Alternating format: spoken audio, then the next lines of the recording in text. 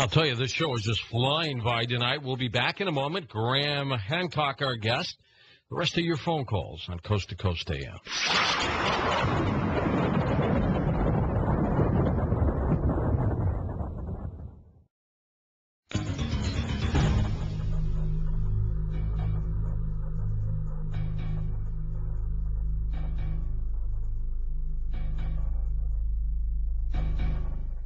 Graham, of everything that you have worked on over the years, and you've done a lot, is there an area, a subject matter that is so compelling for you, you want to keep going back to it, you want to keep revisiting that as a subject?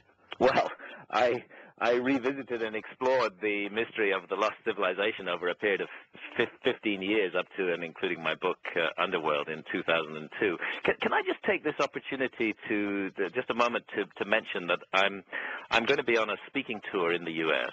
Oh, sure, and I hope you swing by either Los Angeles or St. Louis where I can meet you directly. Unfortunately, I won't be in St. Louis. At least it doesn't look that way at the moment. The details are up on my website under a button called Talks and Events, and also on the Supernatural page of my website.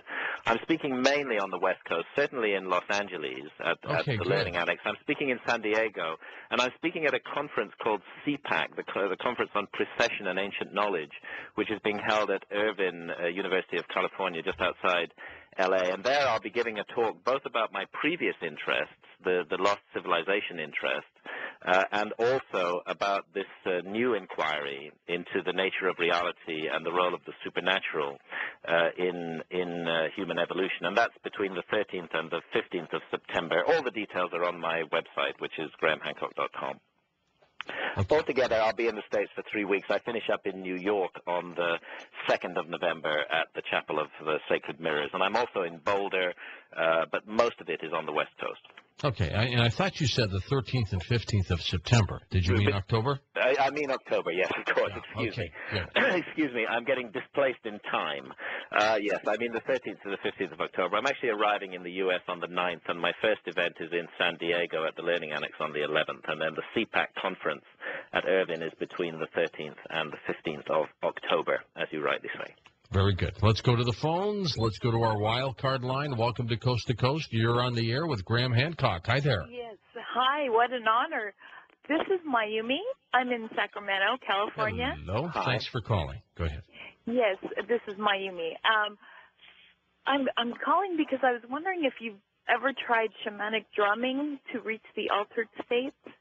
Yes, drumming very frequently accompanies ayahuasca sessions, and I know many individuals who have succeeded in getting into the necessary altered state with drumming alone. I know that shamanic drumming is a very effective technique, and for those who prefer not to use the ancient plant hallucinogens that many shamans work with, rhythmic drumming is another very effective means for altering consciousness. Some people find it easier to go into an altered state than others under the influence of rhythmic drumming, but it certainly does work. Oh, wonderful. And I had a question. What about Huna? I know my grandfather was really deeply involved and about Huna. What do you know about that? Sorry, I'm not quite sure what you're referring to. I was wondering, is Huna a shamanic kind of thing also? I'm lost as to what Huna is. Sorry. So am I. I've never heard of that. How do you spell that? Never heard of Huna? It's a Hawaiian religion, ancient religion. Right. Yes. I guess Max Freedom Long in the 50s was writing about it. Huh. Okay. And I don't know. You can't address that, Graham. Almost certainly does involve the shamanism. The ancient religion of Hawaii and of many of the islands in the Pacific did do so. I learn something on this show every night. Yeah. Every night. East of the Rockies, you're on Coast to Coast. Hi there. Hi, George. It's a privilege to speak with you. My name is Peter. I'm calling from Pulaski, New York, from WSYR, Syracuse. I am officially the president of Eastern Shore Chapter Paranormal. And Mr. Graham, you hit a nerve with me. Thank you. I've been a researcher for over 25 years of the paranormal. Yes. I am known as a ghostbuster. Mm-hmm.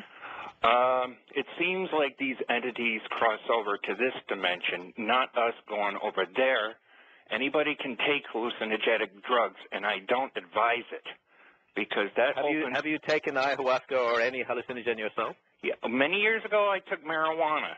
But that's not and a it caused me. That's not a hallucinogen. I'm just wondering on what basis. No, I'm under the basis you don't advise that people acquaint themselves with a 10,000-year-old religious practice. Why? Because it opens one's person up for an entity to take over a body. It's called possession. No, in my experience, that is not the case, unless the individual is unfortunately mentally compromised in some way, perhaps a schizophrenic, in which case I definitely wouldn't advise taking any hallucinogen. If the individual is normal and sane and balanced, they will emerge from the experience normal and sane and balanced, and it's complete nonsense.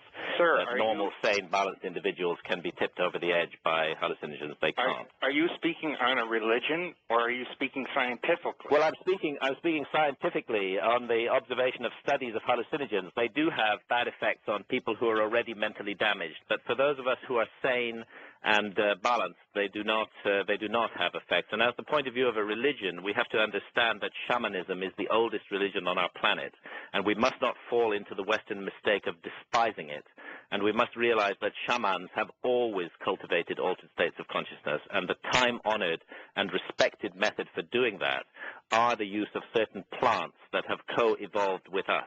Of course, there are other methods as well, but we shouldn't just despise that. We should recognize the value and the validity of shamanic experience. One of the big mistakes in the West is that we just write off a whole religious culture because we don't like the way it does things. You know, another reason why the governments aren't allowing these substances could be because they haven't decided how to tax it yet. Well, yes, that may indeed be the case. I mean, personally speaking, I can't think of any other area of public policy where, other than the war on drugs, where policies that have absolutely failed, that completely failed to achieve their objectives. Drugs are awash in our society today.